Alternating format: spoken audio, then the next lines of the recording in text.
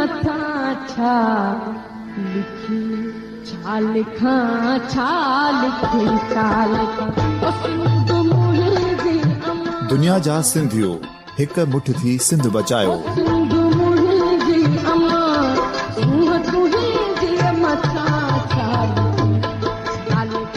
सिंध जो क़ौमी आवाज़ radio voice of Sindh London.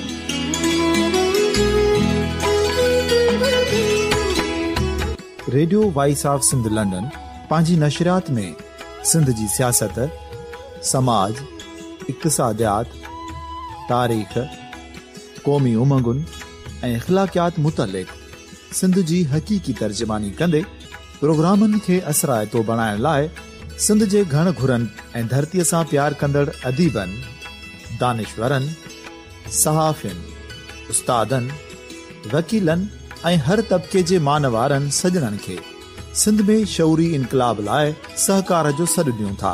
अचो त गॾिजी सूफ़ियुनि ऐं संतनि वारी सिंध जो ओज हिकु मुठ थी वरी वापसि आणण वारे सफ़र जा साथारी बणिजऊं।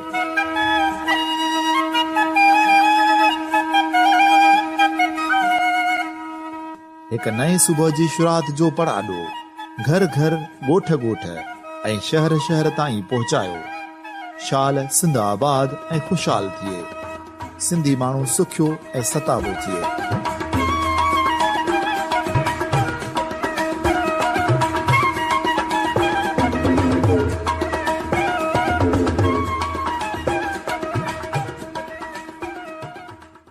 Radio voice of Sindh London जे प्रोग्राम ख़बरुनि जी दुनिया में आऊं आहियां अव्हां जो मेज़बान फ़ाज़िल छन्ना।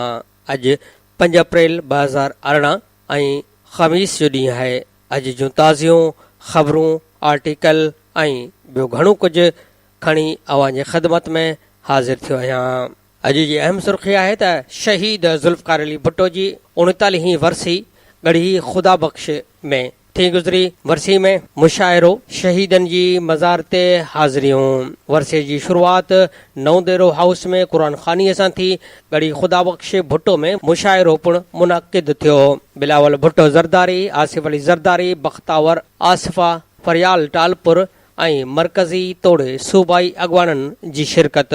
सिक्योरिटी जा इंतज़ाम इंतिहाई सख़्त। 6900 पुलिस एहलकारनि सां गॾु 700 ट्रैफ़िक एहलकारनि खे मुक़ररु कयो वियो। शहीदी मज़ार ते मुल्क जे कुंड कुड़िच खां आयल कारकुननि ऐं जियाला हाज़िरियूं भरे रोईंदा रहिया। माहौल सोगवार थी वियो। आसिफ अली ज़रदारी जलसे खे ख़िताब कंदे चयो आहे त नवाज़ शरीफ़ खे हुकूमत में अचणु न ॾींदासीं। मूं चयो हो त नवाज़ अली खे सेनेट चेयरमैनी न ॾींदासीं, इहा न ॾिनीसीं। हाणे पंजाब जी वॾ वज़ारत बि न ॾींदासीं, खेसि सियासत छॾाईंदासीं। हिन चयो त नवाज़ शरीफ़ हमेशह इस्टेब्लिशमेंट सां मिली असांखे पुठीअ में छुरो हयो, पोइ बि असां खेसि वापसि आंदो। संदसि हुकूमतूं बचायूं पर हाणे साणसि जंग आहे। हिन चयो त हिन दफ़े कांव ॿटंगो फाथो आहे। असांखे जंहिंसां बि गॾिजी हुकूमत ठाहिणी पई त ठाहींदासीं, पर नवाज़ शरीफ़ सां गॾिजी न ठाहींदासीं। जलसे खे ख़िताब कंदे बिलावल भुट्टो ज़रदारी चयो त तालिबान जो विछड़ियल भाउ इमरान ख़ान नवाज़ शरीफ़ जी तौसी आहे। ॿिन्हीअ जो मक़सदु कुर्सी माणणु ऐं पैसो कमाइणु आहे। पीपल्स पार्टी शहीद भुट्टो जी चेयरमैन गनवा भुट्टो चयो त जमहूरियत जा दावेदार अवाम खे इंसाफ़ न ॾेई सघिया। शीन भे यकीन रखंदड़नि जी उमेदुनि ते पूरी लहंदी। अवाम सां ज़ुल्म ऐं नाइंसाफ़ियुनि जी डिघी तारीख़ आहे।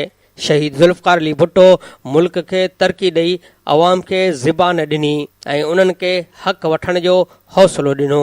हिन चयो त शहीद ज़ुल्फ़कार अली भुट्टो खे फांसी अचण वक़्तु संदसि को बि साथी मौजूदु न हो। हू गढ़ी ख़ुदा बख़्श भुट्टो में हिकु वॾे जलसे आम खे ख़िताब करे रही हुई। अहम सुर्ख़ी आहे त इमरान ख़ान वज़ीर आज़म ख़िलाफ़ दरख़्वास्त ॾेई छॾी। इमरान ख़ान सेनेट चूंडुनि में मुबैना हॉर्स ट्रेडिंग जे मामले ते शाहिद ख़ाकान अब्बासी ख़िलाफ़ दरख़्वास्त दाख़िल कई। हॉर्स ट्रेडिंग जो बयान ॾियण ते वज़ीर आज़म खे तलब करण जी इस्तदा वज़ीर आज़म दस्तावेज़ ऐं सबूत पेश करे। वज़ीर आज़म मुल्क जो चीफ एग्ज़ीक्यूटिव आहे, उन जी बयान जी अहमियत हूंदी आहे। इलेक्शन कमीशन कदम खणे। इमरान ख़ान इलेक्शन कमीशन में ॾिनल दरख़्वास्त सां गॾु वज़ीर आज़म जे बयान बाबति ख़बर जी कटिंग बि लॻाई। अहम सुर्ख़ी आहे त पंजाब हुकूमत जो ख़ादिम रिज़वीअ खे गिरफ़्तार करण खां जवाब। ख़ादिम रिज़वीअ खे गिरफ़्तार करियूं था त फैज़ाबाद धरणे वारी सूरतहाल पैदा थी सघे थी। पंजाब तर्जुमान कानून वारे सूबाई वज़ीर राणा सनाउल्ला लाहौर में धरणे जे अॻवाननि सां ॻाल्हियूं करण में मसरूफ़ आहे। राणा सनाउल्ला ॻाल्हियुनि ज़रिए मसइले जो हल कढी वठंदो। हिन भेरे धरणो इस्लामाबाद ताईं न वेंदो। दहशतगर्दीअ जे ख़ात्मे वारी अदालत ख़ादिम रिज़वी ऐं पीर अफ़ज़ल क़ादरीअ खे इश्तिहारी करार ॾेई चुकी आहे। अॼु जी अहम सुर्ख़ी आहे त अॻूणे वज़ीर आज़म नवाज़ शरीफ़ चयो आहे त पार्लियामेंट ऐं इंतिज़ामिया जी ज़रूरत नाहे, सॼो कमु चीफ जस्टिस हवाले करियो। चीफ जस्टिस सां मुलाक़ात बाबति शाहिद ख़ाकान अब्बासीअ सां का बि ॻाल्हि नाहे थी। माण्हू नसलनि खां फ़ैसिलनि जो इंतज़ारु करे रहिया आहिनि ऐं चीफ जस्टिस खीर जो मयार चेक करे रहियो आहे। हिन चयो त आसिफ अली ज़रदारी शर्मनाक कमु करे रहियो आहे। उन कुधीअ रांदि में नामी गिरामी सियासतदान शामिल आहिनि। इमरान ख़ान ॿुधाए त छा हिन जे माण्हुनि डिप्टी चेयरमैन लाइ तीर जे निशान ते ठपो नाहे लॻायो। अहम ख़बर आहे त उतरनि इलाइक़नि में बर्फ़ रिझण जे करे दरियाही वहिकरनि में पाणीअ जी सूरताल बहितर थी वई। अरसा ॿिन्ही डेमनि में पाणी ज़ख़ीरो करण जो फ़ैसिलो करे छॾियो। सिंध खे 7000 ऐं पंजाब खे 3000 क्यूसिक इज़ाफ़ी पाणी फ़राहम करण जी मंज़ूरी ॾिनी वई आहे। उन ॾिस में अरसा जे तर्जुमान ॼाणायो आहे त उतरियनि इलाइक़नि में बर्फ़ रिझण जे करे पाणीअ जी सूरतहाल में बहितरी थी आहे। पाणी वहिकरा 58,000 क्यूसिक मां वधी 69,000 क्यूसिक थी विया आहिनि। अरसा जो चवणु आहे त तरबेला ऐं मंगला डेमनि में अरसा सलाहकारी कमेटीअ जे फ़ैसिले जे रोशनीअ में पाणी ज़ख़ीरो करण जो फ़ैसिलो कयो वियो आहे। अरसा मूजिबि तरबला मां 18,000 ऐं मंगला मां 16,000 क्यूसिक पाणी छोड़ करण जो फ़ैसिलो कयो वियो आहे। ॿिए तरफ़ अरसा तरफ़ां सिंध खे पाणीअ जी फ़राहमी 17,000 क्यूसिक मां वधाए 25,000 क्यूसिक करणु, जॾहिं त पंजाब खे 26,000 क्यूसिक मां वधाए 29,000 क्यूसिक पाणी फ़राहम कयो वियो आहे। अरसा ॼाणायो आहे त तौसा, पंजनद ऐं चश्मा जहलम लिंक केनाल बंदि रहंदा। अहम सुर्ख़ी आहे त दहशत गर्दनि जी नई लिस्ट जारी, 39 पाकिस्तानी बि शामिल। UN जे सलामती काउंसिल दहशत गर्दनि ऐं तनज़ीमनि जी लिस्ट तयारु कई। एमनुल ज़वाहिरी अञा पाक अफ़गान सरहदी इलाइक़नि में लिकियलु आहे। गॾियल क़ौमूं सुर्ख़ी आहे त चीफ जस्टिस साकिब निसार ख़िलाफ़ शिकायत कंदड़ जज मुअत्तल। डिस्ट्रिक्ट एंड सेशन जज कोहाट अहमद सुल्तान OSD बणायो वियो। डिस्ट्रिक्ट एंड सेशन जज अज़ीम ख़ान पुण मुअत्तल। नोटिफिकेशन जारी कयो वियो आहे। अहमद सुल्तान तरीन सुप्रीम जुडिशल काउंसिल ॾांहुं शिकायत उमाणी हुई। चीफ जस्टिस जो वर्ताउ कोड ऑफ कंडक्ट ते पूरो नथो लहे। मौक़िफ़ हैदराबाद मां बि अहम ख़बर आहे त हैदराबाद में ॼाणियुनि तरफ़ां ख़ुशीअ में फायरिंग करण ते पुलिस पहुची वई। पुलिस घोट, कुंवार ऐं ॼाणियुनि खे गिरफ़्तार करे वरितो ऐं माफ़ी वठण ते आज़ादु कयो।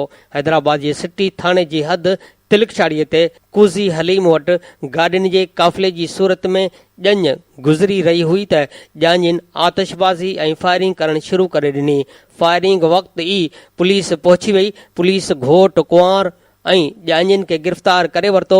ज़रियनि मूजिबि पुलिस 1 कलाक ताईं घोट ऐं कुंवार खे हिरासत में रखियो, जॾहिं त SHO सिटी जो चवणु आहे त आतिशबाज़ीअ दौरान घोट कुंवार खे हिरासत में वरितो, जिन खे माफ़ीअ बैदि आज़ादु कयो वियो आहे। अहम ख़बर आहे त सुप्रीम कोर्ट हुकुम ॾिनो आहे त हुकूमतूं मीडिया इदारनि खे इश्तिहारनि जी समूरी रक़म फ़ौरी अदा कनि। सरकारी वसीलनि ते ज़ाती इश्तिहारी मुहिम जे बारे में पाण मुरादो नोटिस केस में अदालत क़ौमी ख़ज़ाने मां सियासी माण्हुनि जी मशहूरीअ ते पाबंदी मणे छॾी आहे ऐं पाकिस्तान एडवर्टाइज़िंग एसोसिएशन खे नोटिस जारी करे छॾिया आहिनि।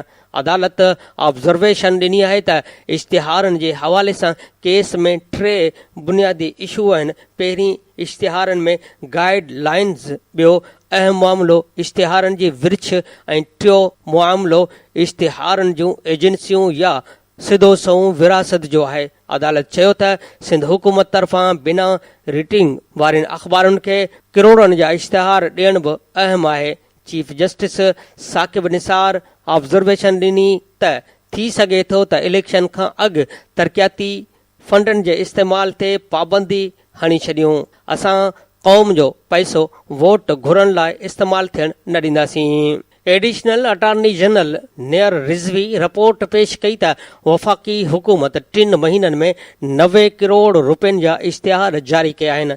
चीफ जस्टिस चयो त सरकार पंहिंजी कारकर्दगीअ खां ज़रूरु आगाह करे, पर इश्तिहारनि ते पंहिंजूं तस्वीरूं न लॻाइण घुर्जनि। हुकूमत खे इश्तिहार जारी करण खां रोकियूं न पिया, पर टैक्स जे पैसे ते इश्तिहारी मुहिम हलाइण जी इजाज़त न ॾींदासीं। ठठो माम असां वटि अॼु जी अहम ख़बर आहे त दड़ो शहर में 2 महीना अॻु हिकु बासर सियासी शख़्सियत जे पुट जी मौजूदगीअ में 2 वहशियनि हिकु छोकिरे सां ज़बरदस्ती इज्तमाही ॾाढाई करे वीडियो भरी हुई, जेका सोशल मीडिया ते वायरल थियण बैदि थरथलो मची वियो आहे।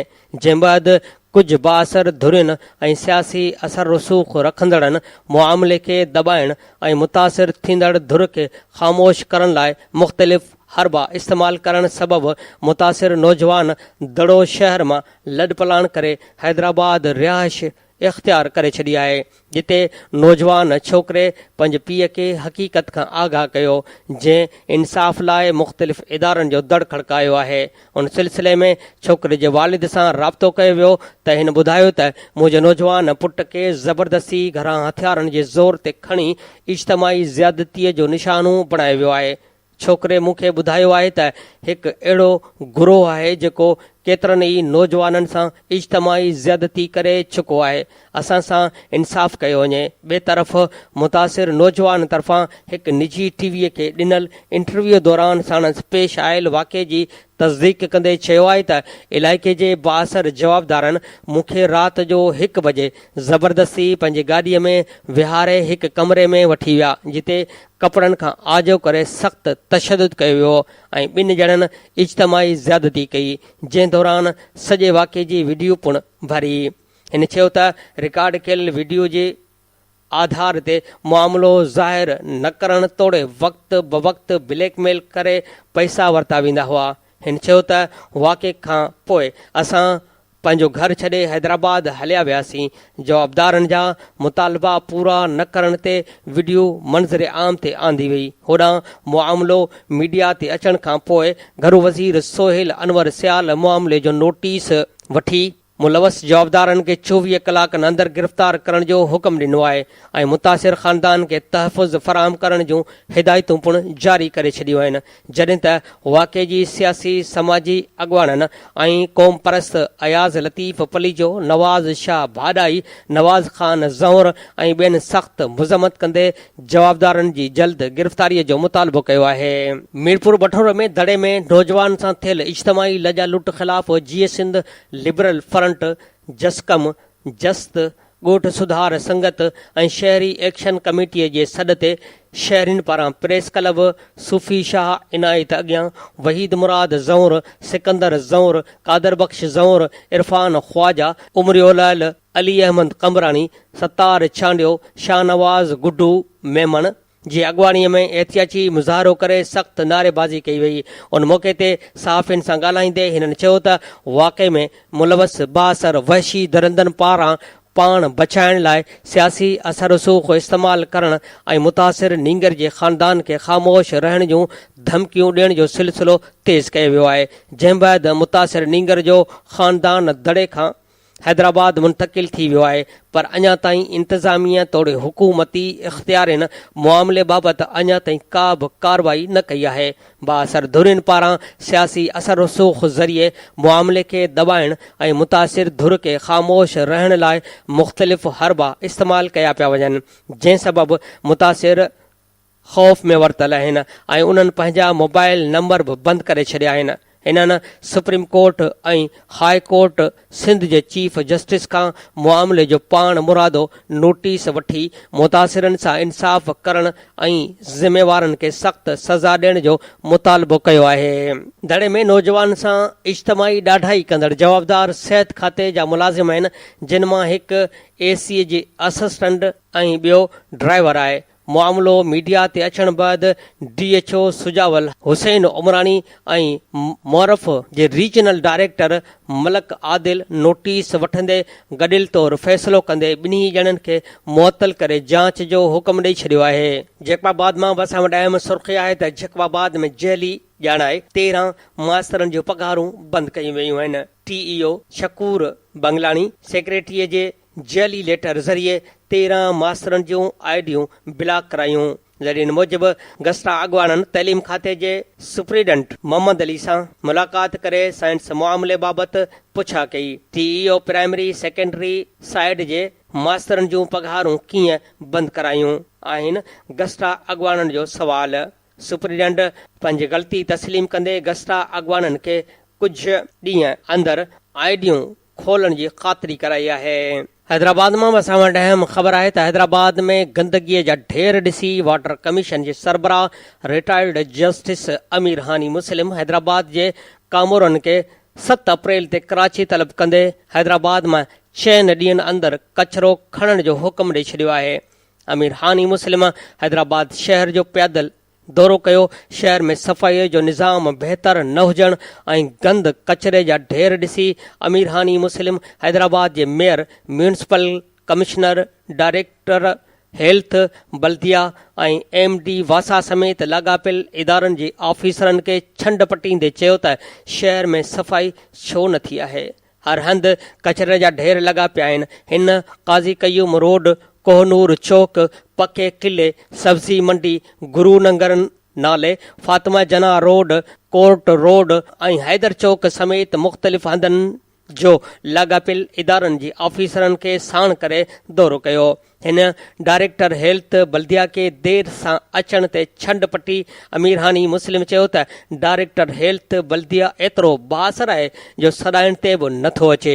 जॾहिं डायरेक्टर अमीर हानी मुस्लिम वटि पहुतो त अमीर हानी मुस्लिम हिन खां सवाल कयो त तव्हां एॾा वॾा ऑफिसर आहियो जो सॾाइण बावजूदि हाण पिया छो?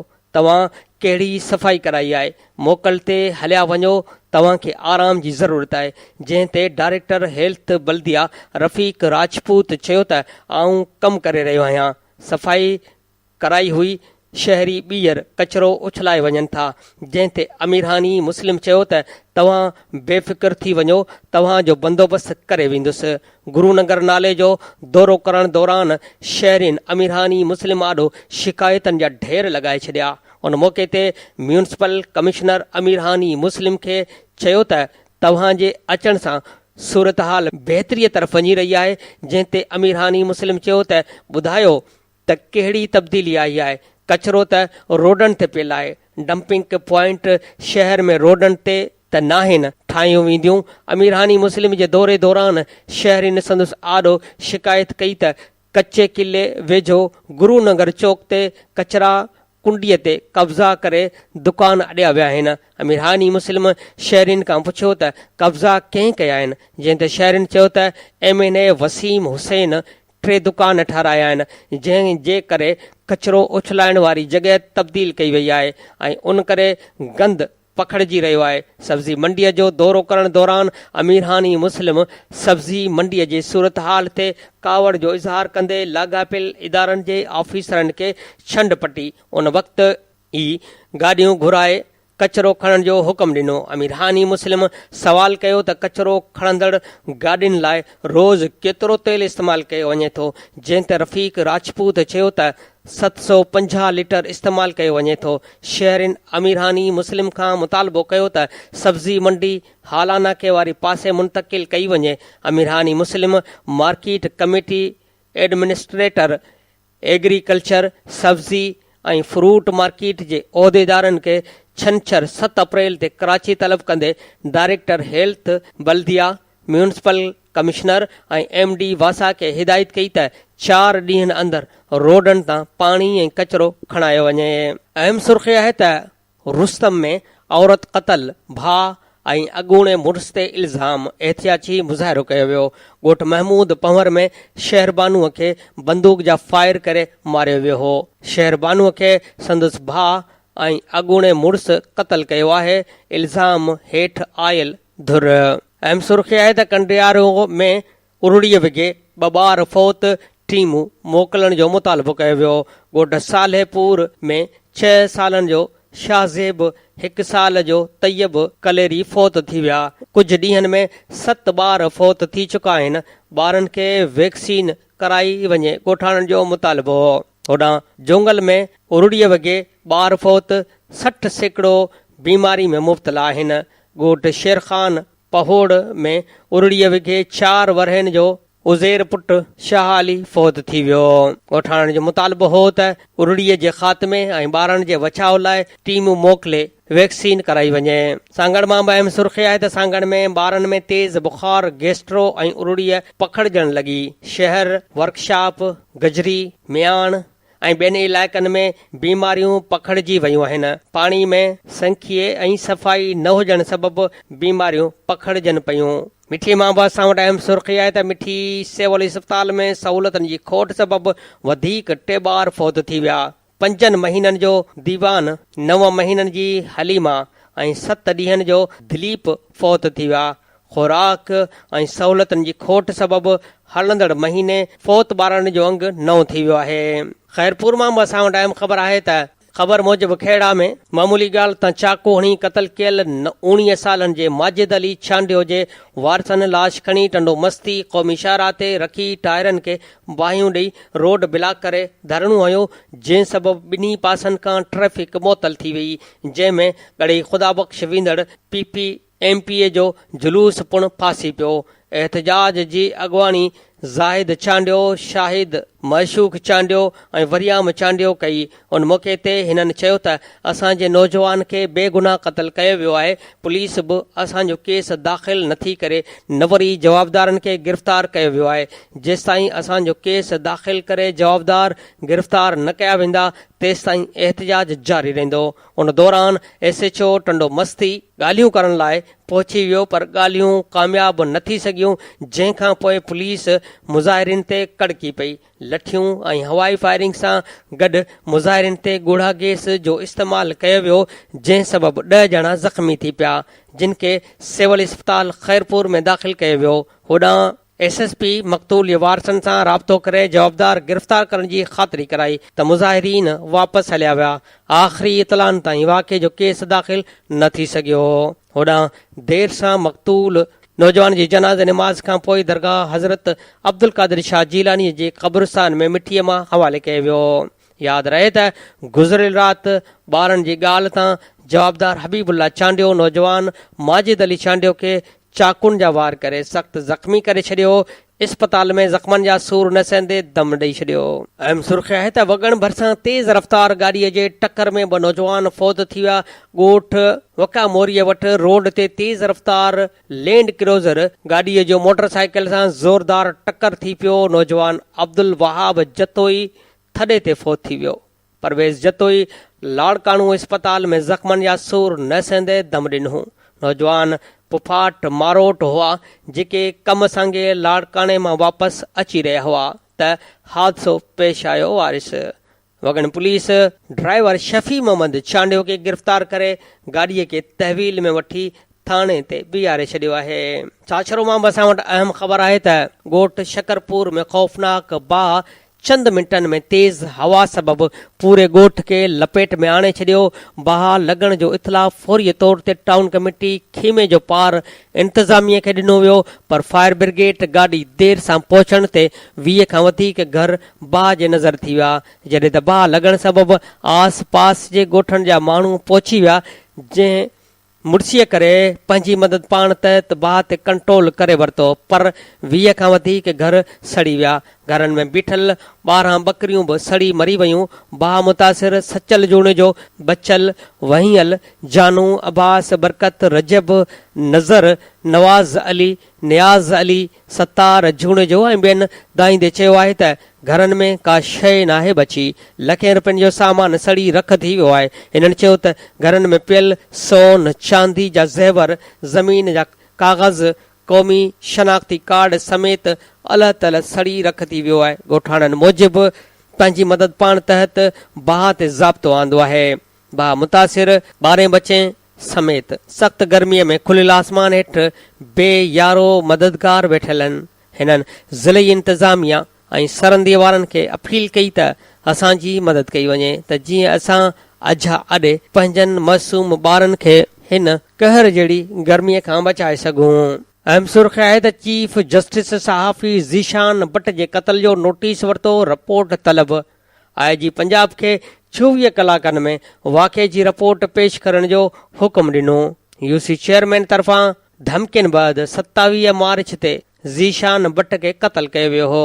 अहम सुर्ख़ी मलीर मां आहे त कराची में पाणीअ जी खोट पूरी करण लाइ किंझर खां कराचीअ ताईं K4 मनसूबे जे नक्शे में ओचितो तब्दीली कई वई आहे। 2016 में ठाहियल नक्शे खे तब्दील करे गडाब में सदियुनि खां वेठल 3 ॻोठनि, 6 क़ब्रिस्ताननि ऐं स्कूल देह काठोड़ जे शकर ॻोठ, ईसा ॻोठ दे लंघेजी जे ओस्मानुल्लाह रखियो गबूल ॻोठ समेत 6 क़ब्रिस्ताननि खे मसमार करण जा ज़बानी नोटिस जारी करण खां पोइ खाल ओचितो ॻरी मशीनरी पहुचण ते ॻोठाणनि एहतियाती मुज़ाहिरो करे धरणो हयो। ॻोठाणनि Haji Abdul Rashid Gabol, rice Bashir Gabol, union council गडाब जे वाइस चेयरमैन हाजी आमिर गबोल, जान मोहम्मद गबोल, अब्दुल मजीद गबोल ऐं ॿियनि एहतियात कंदे चयो त K4 मनसूबो तमामु सुठी ॻाल्हि आहे त कराची में पाणीअ जी खोट ख़तमु करण लाइ उहो मनसूबो ॾिनो वियो आहे, जंहिंजी असीं बि आजियां करियूं था। 2016 में जॾहिं K4 मनसूबो ॾिनो वियो ऐं उनजो नक्शो ठाहियो वियो हो त उहो नक्शो असांजे ज़रई ऐं मालिकाननि ज़मीननि मां गुज़रियो। उन जे बावजूदि असां K4 मनसूबे जे ख़िलाफ़ का बि ॻाल्हि न कई, पर ओचितो K4 मनसूबे जे नक्शे में तब्दीली करे हिकु बिल्डर खे राज़ी करण लाइ असांजा क़दीमी ॻोठ, क़ब्रिस्तान, स्कूल ऐं मस्जिदूं डाहे पट कयूं पियूं वञनि। गडाब में सदियुनि खां वेठल आहियूं, कॾहिं बि ईअं ज़बरदस्ती K4 जे ऑफिसरनि असांखे लॾाइण जी कोशिश न कई, पर ओचितो हाणे ॻरी मशीनरीअ सां करे असांजा 3 ॻोठ, क़ब्रिस्तान, स्कूल मसमार करण जा ज़बानी नोटिस जारी कया आहिनि, जंहिंजी असीं सख़्त लफ़्ज़नि में मुज़म्मत करियूं था। असांजो मुतालबो आहे त 2016 वारे नक्शे मुताबिक़ K4 मनसूबे खे जारी रखियो वञे। असीं सुप्रीम कोर्ट पारां जोड़ियल पाणी कमीशन जे सरबराह अमीर मुस्लिम हानी, सिंध हाई कोर्ट जे चीफ जस्टिस, सिंध जे वॾे वज़ीर ऐं सुप्रीम कोर्ट जे चीफ जस्टिस खां मुतालबो करियूं था त असांजे ॻोठनि खे तहफ़ुज़ ॾेई असां सां इंसाफ़ कयो वञे। हिननि ऐलान कयो त K4 मनसूबे जे नक्शे में तब्दीलीअ ख़िलाफ़ मुज़ाहिरो कंदासीं। कासिमाबाद मां असां वटि अहम ख़बर आहे त ॼाण मूजिबि वासा हैदराबाद तरफ़ां कासिमाबाद वासियुनि लाइ ड्रेन जो नओं मनसूबो शुरू कयो वियो आहे। उन मनसूबे लाइ कासिमाबाद जे सहरश नगर, अली पैलेस, नसीम नगर ऐं गुलस्तान सजाद खां इसरा इस्पताल, हटड़ी बाईपास ताईं खोटाई कई वेंदी। कासिमाबाद जो गंदो पाणी असरा इस्पताल वटि मौजूदु ट्रीटमेंट प्लांट में छोड़ कयो वेंदो। ड्रेंच लाइन लाइ सीमेंट, लोह ऐं बजरीअ सां वॾा वज़नी वल्स ऐं ब्लॉक ठाहिया पिया वञनि। उहे ब्लॉक कंहिं मुनासिब हंधि बदिरां कासिमाबाद में ताज़ो नवनि तयारु थियलनि रोडनि ते ठाहिया विया आहिनि। सवें वज़नी वल्स ऐं ब्लॉकनि सबबि सहरश नगर, शीदी ॻोठ ऐं अब्दुल्ला माल रोड मुकमल उखड़ी विया आहिनि। रोड हेठि वेहण सां गॾु सोढ़ा बि थी विया आहिनि, जितां गाॾियुनि जो गुज़रण बि मुश्किल बणिजी वियो आहे। ब्लॉक ठाहिण दौरान रोडनि ते सीमेंट ॼमी वियो आहे ऐं बजरी ऐं पथरनि जा ढेर लॻी विया आहिनि। जॾहिं त कासिमाबाद स्पोर्ट्स ग्राउंड में बि ब्लॉक ठाहिया पिया वञनि, जिते ॻरी मशीनरी लॻाए ख़ाम माल जमा कराए ब्लॉक ठाहिया पिया वञनि, जंहिं सबबि समूरे ग्राउंड ते कराची वासी आसिफ़ नाले ठेकेदार जो कब्ज़ो थी वियो आहे। ज़रियनि मूजिबि ड्रेंज मनसूबे जो ठीको ॼाणायल ठेकेदार खे ॾिनो वियो आहे, जेको रोडनि ते ब्लॉक ठाहिण सां गॾु 4 मरहलनि में ड्रेनेज जो मनसूबो मुकमल कंदो। मुख्य रोड ते वज़नी ब्लॉक ठाहिण लाइ वासा कासिमाबाद म्यूनिसिपल कमेटी ऐं ज़िले इंतिज़ामिया इजाज़त ॾिनी आहे। रोड ते ठाहियल ब्लॉकनि जो तइदाद 3000 आहे, जंहिंमें 800 ब्लॉक 6 फुट ऐं ॿिया वरी 3.5 ऐं 2.5 फुट जा ठाहिया पिया वञनि, जिन करे क्रेननि ज़रिए खॾा खोटे पूरियो वेंदो। हैदराबाद मां वसां वटि अहम ख़बर आहे त इरिगेशन खाते हैदराबाद जे SDO शहज़ाद नुवाणीअ जी अॻवानीअ में एंटी इंक्रोचमेंट सेल पुलिस जे अटालन समेत क्रेन मशीननि ज़रिए न्यू पुलेली बेहण मोरी वेझो 30 खां वधीक घरनि, टिन वाड़नि ऐं 15 खां वधीक फुलेली वाह में छोड़ थींदड़ घरेलू नेकाली वारनि पाइपनि खे डाहे छॾियो। इरिगेशन अमलदारनि जे अहिड़ी कार्रवाईअ दौरान शहरीन मुज़ाहमत कई, जंहिं ते पुलिस एहलकारनि माण्हुनि खे छड़ो छड़ कयो। कार्रवाईअ दौरान असिस्टेंट कैनाल नसीर अहमद सुमरो ॿुधायो त फुलेली वाह वटि क़ाइम गैर क़ानूनी हद दख़लनि ख़िलाफ़ कार्रवाई पाणी कमीशन जे सरबराह जस्टिस रिटायर अमीर हानी मुस्लिम जे हुकुम ते कई पई वञे। होॾां मुतासिर माण्हुनि चयो त इरिगेशन खाते जा अमलदार असांजा घर हद दख़लनि में न हुअण बावजूदि ज़बरदस्ती डाहे रहिया आहिनि ऐं असां इरिगेशन अमले खे घरनि जूं रजिस्ट्रियूं बि ॾेखारियूं आहिनि, पर उन बावजूदि असां सां नाइंसाफ़ी कई पई वञे। अहम ख़बर आहे त एडवोकेट जनरल सिंध ज़मीर अहमद घुमरो काल हैदराबाद पहुची कमरेड जाम साकीअ जे वफ़ात ते संदसि धीअ डॉक्टर बख्तावर जाम ऐं पुटु सारंग जाम सां तज़ियत कई। जंहिंखां पोइ हिन साफ़िन सां ॻाल्हाईंदे चयो त कमरेड जाम साकी तमामु वॾो अॻुवाण हो, जे जनरल ज़ियाउल हक़ जी मार्शल लॉ वारे दौर में तमामु घणियूं सख़्तियूं सठियूं ऐं पंहिंजे नज़रिये ऐं जदोजहद ते क़ाइमु रहियो। हिन अहिड़ो नालो पैदा कयो जेको सिंध में तमामु घटि मिले थो। कमरेड जाम साकीअ जे शख़्सियत घण पासाई रही आहे, जंहिंखे पाकिस्तान समेत दुनिया में मंझता मिलियल आहे। अॼु बि खाबी धुर जे सियासत ऐं पार्टियुनि में कमरेड जाम साकीअ जो नालो तमामु एतिराम सां वरितो वञे थो। अहिड़ी मंझता तमामु घटि माण्हुनि खे नसीब थींदी आहे। कमरेड जाम साकी कुझु अरसो अॻु सियासत में कुझु सबबनि जे करे गैर फ़ाल हो, पर उन बावजूदि कमरेड जाम साकीअ जी जिदोजहद ऐं किरदारु माण्हुनि में उत्साह पैदा कंदड़ आहे। ऐं कमरेड जाम साकीअ जे उन ई जिदोजहद जे करे अॼु असां सिंध जे मौजूदु हालतुनि, इंसानी हक़नि ऐं जमहूरी क़दरनि खे बरक़रार रखंदा पिया अचूं। उन मौक़े ते ग़ुलाम सरवर समेजो, सैमसन सलामत, सीनियर सहाफ़ी महेश कुमार, इक़बाल मलाह ऐं समाजी अॻवान पुनल सारियो मौजूदु हुआ। अहम ख़बर आहे त क़ौमी अवामी तहरीक जे मरकज़ी सदर अयाज़ लतीफ़ पली जे दड़ो में नौजवान सां इज्तमाही ज़्यादतीअ वाक़े जी मज़म्मत कंदे चयो आहे त जवाबदारनि खे फौरी तौर ते गिरफ़्तार करे मुतासिर ख़ानदान खे तहफ़ुज़ ॾिनो वञे। हुकूमती बासर माण्हू इक़्तिदार जे नशे में ग़रीब माण्हुनि सां ज़ुल्म करे रहिया आहिनि। रुगो उहो हिकिड़ो वाक़ियो न आहे, सिंध में अक्सर अहिड़ा वाक़िया थियनि था, पर हुकूमती माण्हुनि जी सरपरस्तीअ जे करे जवाबदारनि खे सज़ाऊं नथियूं मिलनि ऐं ग़रीब माण्हू ख़ौफ़ में ख़ामोश थी वञनि था। दड़े जो मुतासिर ख़ानदान ख़ौफ़ में पंहिंजा घर छॾे लॾपलाण करे हलियो वियो आहे। उन्हनि खे वापसि आणे तहफ़ुज़ ॾिनो वञे। अहम ख़बर आहे त सांगड़ जे ॻोठ अकरम वसाण जे रहवासी हिंदू बिरादरीअ जे मर्दनि तोड़े औरतुनि काल हैदराबाद प्रेस क्लब साम्हूं एहतियाती मुज़ाहिरो कयो। उन मौक़े ते हारी, तामुल मेघवाड़, गंगा, रमेश, लक्ष्मी ऐं ॿियनि इल्ज़ाम हणंदे चयो त ॻोठ जे बासर वॾेरे जे ज़मीन ते हारपो कंदा हुआसीं। हारपे जी मुद पूरी थियण खां पोइ असां वॾेरे जो हारपो छॾण जो चयो, जंहिं ते वॾेरे मच्छर जी पंहिंजे निजी जेल में बंदि करे छॾियो। जंहिं बाद सीशन जज सांगड़ जे हुकुम ते 13 माण्हुनि खे पीरूमल पुलिस छापो हणी आज़ादु कराए अदालत में पेश कयो। अदालत 13 माण्हुनि खे ई आज़ादु करे मर्ज़ीअ मुताबिक़ जीअण जो हक़ ॾिनो, पर बासर वॾेरे ॿीहर पुलिस खे रिश्वत ॾेई असांखे गिरफ़्तार कराए कूड़ा केस करण जूं धमकियूं ॾिनियूं पियूं वञनि। उन करे असां उतां खां भॼी पंहिंजी जान बचाए हैदराबाद पहुता आहियूं। हिननि वसवारनि खां मुतालबो कयो त ॼाणायल मामले जो नोटिस वठी बासर ज़मींदार ख़िलाफ़ कार्रवाई करे खेनि तहफ़ुज़ ऐं इंसाफ़ फराहम कयो वञे। उमरकोट मां बसां वटि ख़बर आहे त उमरकोट में पब्लिक हेल्थ खाते जे ऑफिस जी छत जा चापड़ा धमाके सां किरी पिया।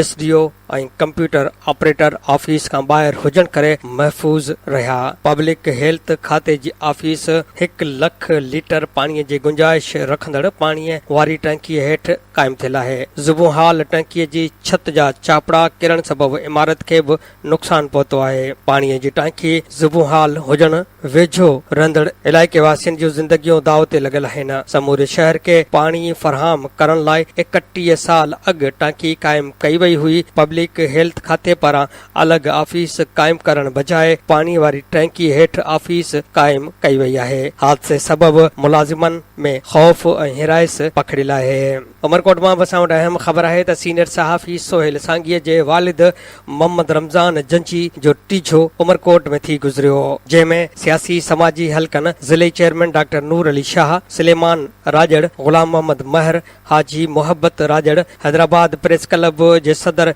ख़ालिद चांडियो, अशोक शर्मा, मोहम्मद असलम महर, अरबाब नेक मोहम्मद, कामरेड निदलाल माहली, अली अकबर राहिमो, बुरहान कुंभर, अलाजुड़ियो सुमरो, लजपत माली, अशोक कुमार, रमज़ान नोहड़ी, अब्दुल जब्बार नोहड़ी, इलियास रिंद, जाम अब्दुल गनी समेजो, नूर मोहम्मद सियाल, पारूमल अमरानी, वकील लीलाराम, प्रोफेसर महेश रूपाणी, सुभाष चंद्र रूपाणी, वकील खुदाबख्श पंवर, इस्लामुद्दीन राहिमो, सोबदार खोसो, मियाँ बख्श खोसो, अमानुल्लाह जंजी, अब्दुल हफीज़ जंजी, नूर मोहम्मद बजीर, अब्दुल रज़ाक इनकलाबी, हेमनदास चंदाणी, जुल्फ़कार खोसो, यासिर सोढड़, सिराज भागत, नासिर लिस्काणी, डॉक्टर अब्दुल अज़ीज़ कुंभर समेत ॿियनि वॾे अंग में शिरकत कई, जॾहिं त तज़ियत जो सिलसिलो जारी आहे। उमरकोट मां ही असां वटि ख़बर आहे त उमरकोट में कुझु महीननि खां थर बाज़ार वारे इलाइक़े में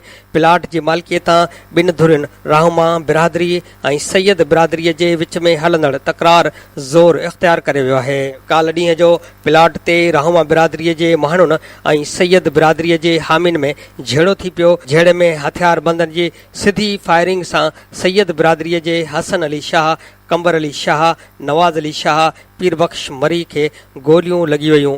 नतीजे में ज़ख़्मियुनि खे सिविल इस्पताल उमरकोट आंदो वियो, जॾहिं त सैयद बिरादरीअ जा माण्हू सख़्तु ज़ख़्मी हुजण करे 4 ॼणनि खे हैदराबाद मुंतक़िल कयो वियो आहे।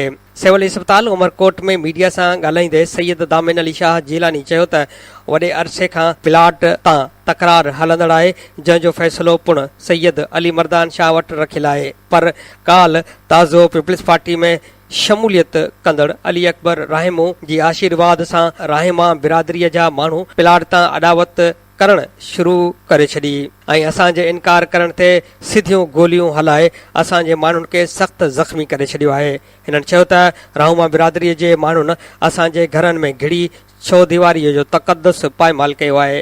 हिननि आला अख़्तियारनि खां घुर कई त वाक़े जी जांच करे असां सां इंसाफ़ कयो वञे। होॾां राब्तो करण ते पुलिस जो चवणु हो त वाक़े जी इंक्वायरी हले पई। हिन वक़्तु असां शक जी बुनियाद ते रहमा बिरादरीअ जा 4 माण्हू गिरफ़्तार कया आहिनि ऐं वधीक मुतासिर धुर सां बयान वठी केस दाख़िल कयो वेंदो।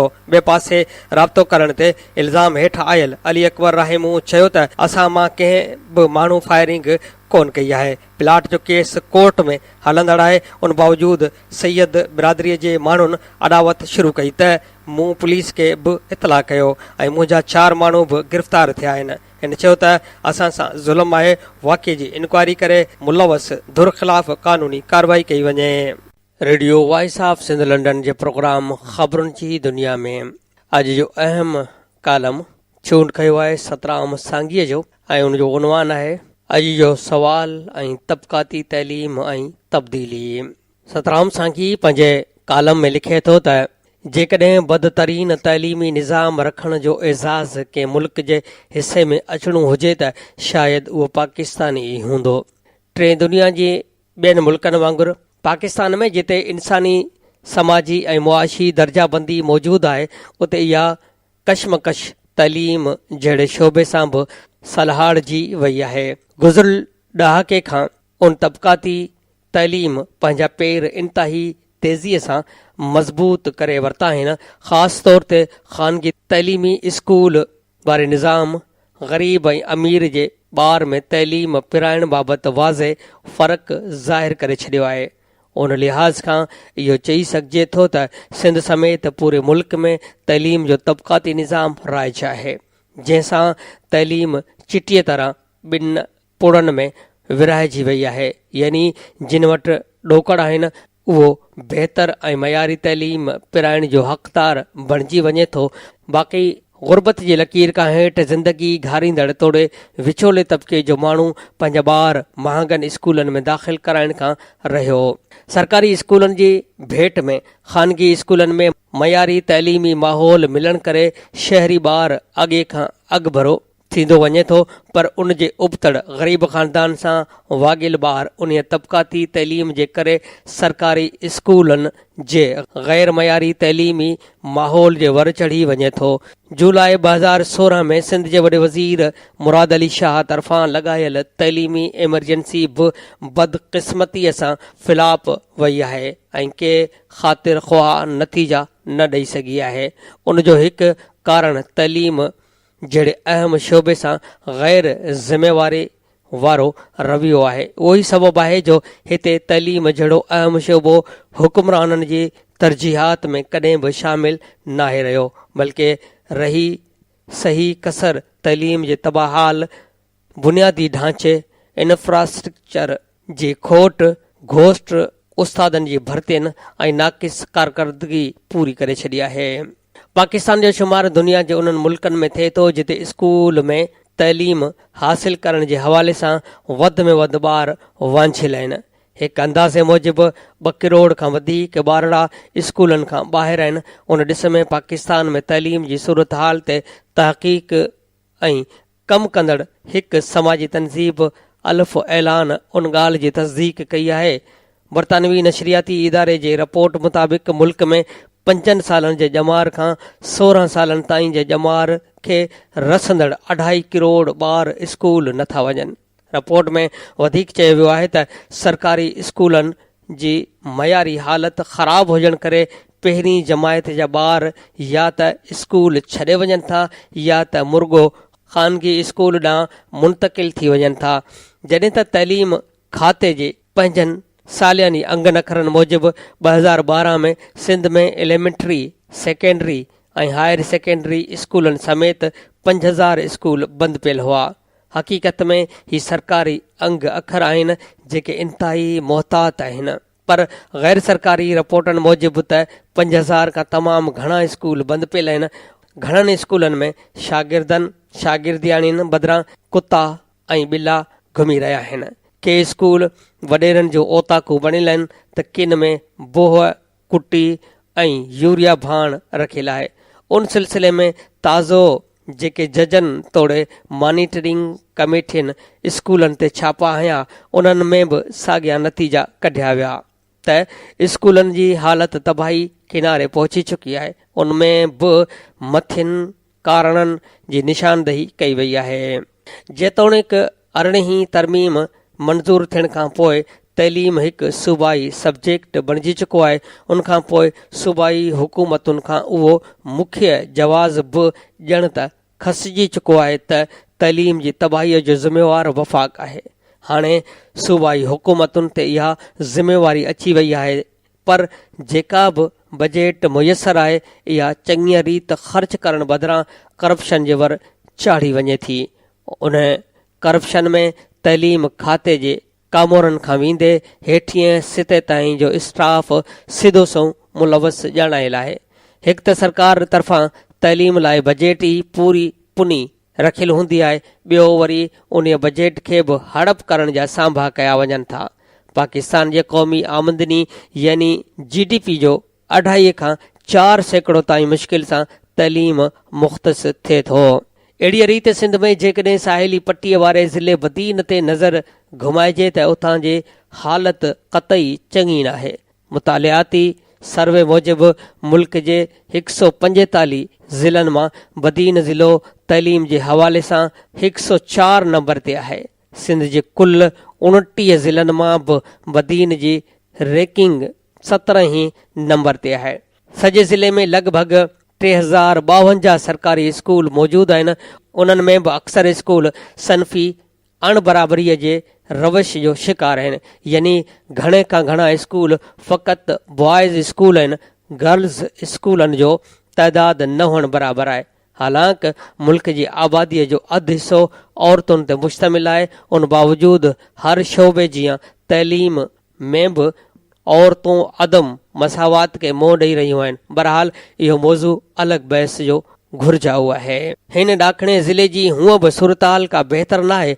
हर हवाले सां मुसलसिल ख़तरनि हेठि रहण करे पसमांदा ज़िले तौरु लेखियो वञे थो। उन करे तइलीम जो शोबो बि काफ़ी सबबनि जे करे घणो मुतासिर रहियो आहे। बदीन ज़िले में अक्सर बॉइज़ तोड़े गर्ल्स स्कूल अहिड़ा आहिनि जिन जी हालति सिंध जे बाक़ी ज़िलनि में मौजूदु स्कूलनि खां घणी मुख़्तलिफ़ न आहे। उनजो ॿियो मतिलबु इहो त समूरी सिंध में तइलीम जी सूरत हाल ज़ार आहे। यानी किथे बि का मयारी तइलीम न पई ॾिनी वञे। तइलीमी माहिरनि मूजिबि बदीन में हिकु त स्कूलनि जूं इमारतूं तमामु घटि आहिनि, पर जेकॾहिं किथे इमारतूं आहिनि त उन्हनि में स्टाफ अणपूरो आहे। किन स्कूलनि में त उस्ताद बि वाक़ई मुक़ररु थियल न आहिनि, जेकॾहिं मुक़ररु थियल आहिनि त उहे मुख़्तलिफ़ जवाज़ ॼाणाए स्कूल अचण खां लवाए रहिया आहिनि। अहिड़ी सूरत हाल में हज़ारे शागिर्दियाणनि जो मुस्तक़बिल हेकांदो दाव ते लॻल आहे। मथां वरी घोस्ट स्टाफ पिणु तइलीम जी तबाहीअ में का कसर न छॾी आहे। उनखां सवाइ केतिरा ई अहिड़ा स्कूल आहिनि जितां को मास्तर रिटायर्ड या फ़ौत थी वञे थो त उन जे ख़ाली पियल जाइ ते फौरी का बि भर्ती नथी कई वञे। हिकु अंदाज़े मूजिबि गुज़िरियल 2 सालनि में तक़रीबन 1133 उस्ताद रिटायर थिया, पर उन्हनि जी जाइ ते के बि नयूं भर्तियूं न थी सघियूं आहिनि, जंहिं सबबि 125 स्कूलनि जी तइलीम सख़्तु मुतासिर थी रही आहे। ॿिए तरफ़ बेशुमार अहिड़ा स्कूल आहिनि जिन में के बि बुनियादी सहूलियतूं मुयसरु न आहिनि। एतिरे क़दर जो पीअण जो पाणी बि अणलभ हूंदो आहे। अक्सर स्कूलनि में शागिर्दनि लाइ न त कंहिं टॉयलेट जी सहूलियत आहे, न ई रांदि रूंद लाइ को ग्राउंड मौजूदु आहे, जॾहिं त सिक्योरिटीअ लाइ मुहाफ़िज़ या चौकीदार वग़ैरह बि तमामु घटि आहिनि। उन सां गॾोगॾु स्वीपर जे ऑफिशियल सतह ते का बि मुक़ररी न हुअण करे स्कूलनि में सफ़ाईअ जो निज़ाम नाक़िस हूंदो आहे, जंहिंसां पूरो तइलीमी माहौल मुतासिर थी रहियो आहे। ऐं पाण उन ॻाल्हि जो शाहिद आहियां त स्कूलनि में पंहिंजी मदद पाण तहत ई सुबुह सवेर लहियनि ऐं ॼारियुनि जा टारा भञी सफ़ाई कंदा हुआसीं, जेको सिलसिलो स्कूलनि में अॼु सूदो हलंदो पियो अचे। पर उन तरफ़ सरकार तरफ़ां को बि ध्यानु न ॾिनो वियो आहे।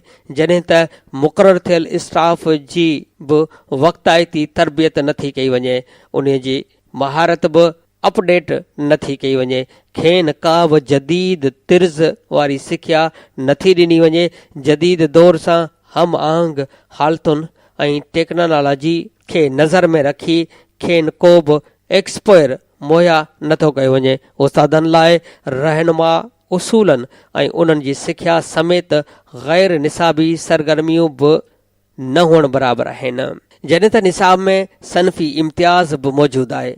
हिकु तहक़ीक़ मां ॼाण मिली आहे त तदरीसी निसाबी किताबनि में औरतुनि जी भेट में मर्दनि खे तक़रीबन हर शोबे में ज़हनी ऐं जिस्मानी लिहाज़ खां वधीक सघारो ॾेखारियो वियो आहे।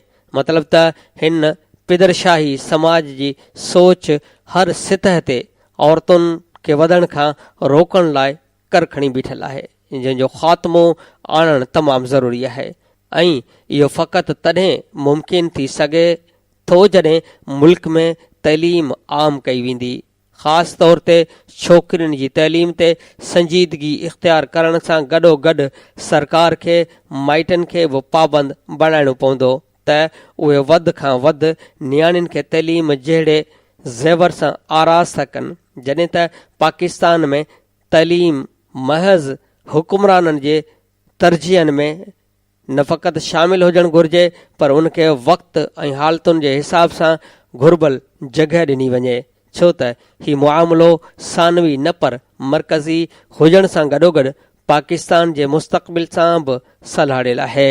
Radio voice of Sindh London जे प्रोग्राम ख़बरुनि जी दुनिया में अॼु जो चूंड ऐं अहम मज़मून जेको तहरीर थियल हुयो सतराम सांघीअ जो ऐं उनजो उनवान हुयो अॼु जो सवाल तबक़ाती तइलीम ऐं तब्दीली।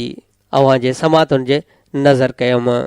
प्रोग्राम ख़बरुनि जी दुनिया रोज़ानो सुबुह जो 7:30 वॻे, मंझंदि जो 12:30 ते ऐं शाम जो 7 वॻे नशर कयो वेंदो आहे। ॿुधण न विसारींदा। प्रोग्राम जे हवाले सां पंहिंजा कमेंट्स ऐं राया असांजी हिन ईमेल ते ॾींदा।